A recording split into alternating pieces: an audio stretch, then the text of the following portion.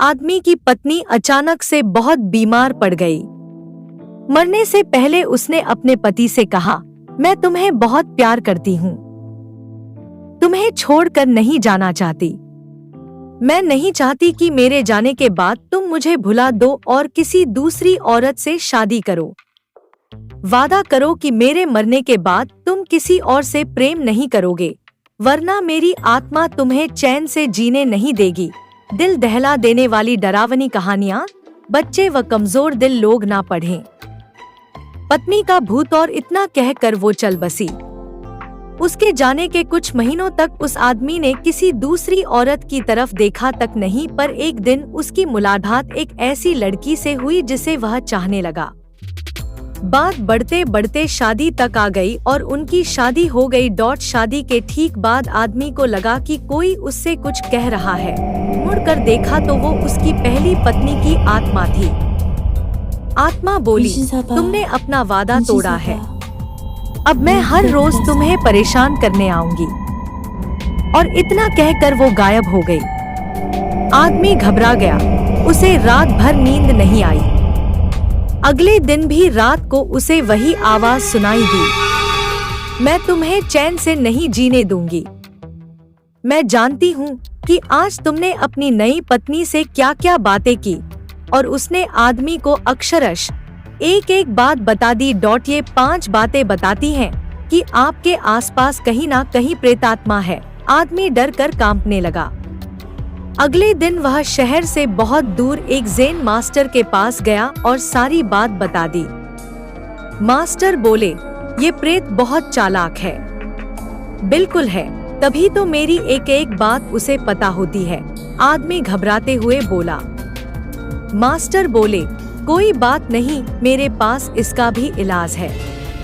इस बार जब तुम्हारी पत्नी का भूत आए तो मैं जैसा कहता हूँ तुम ठीक वैसा ही करना।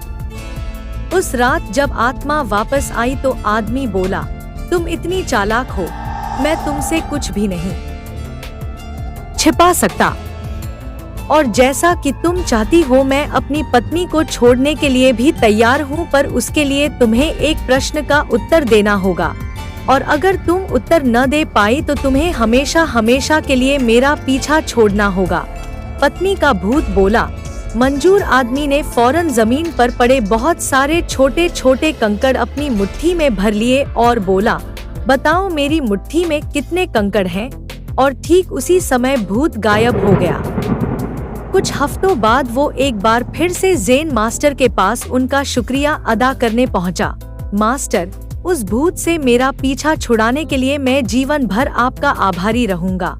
आदमी बोला, पर मैं ये नहीं समझ पाया कि आखिर उस प्रश्न में ऐसा क्या था कि एक झटके में ही भूत गायब हो गया। मास्टर बोले, बेटा, दरअसल कोई भूत था ही नहीं। मतलब? आदमी आश्चर्य से बोला, हाँ, कोई भूत था ही नहीं। दरअसल दूसरी करने की वजह से तुम्हें एक अपराध बोध महसूस हो रहा था और उसी वजह से तुम्हारा दिमाग एक भ्रम की स्थिति पैदा कर तुम्हें भूत का अनुभव करा रहा था। मास्टर ने समझाया, पर ऐसा था तो वो मेरी हर एक बात कैसे जान जाता था? आदमी ने पूछा।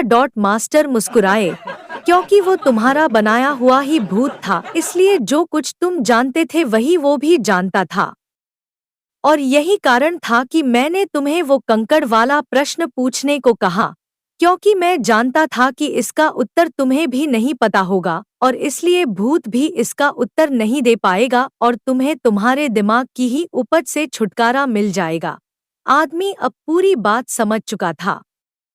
उसने एक बार फिर मास्टर को धन्यवाद किया और अपने घर लौट गया।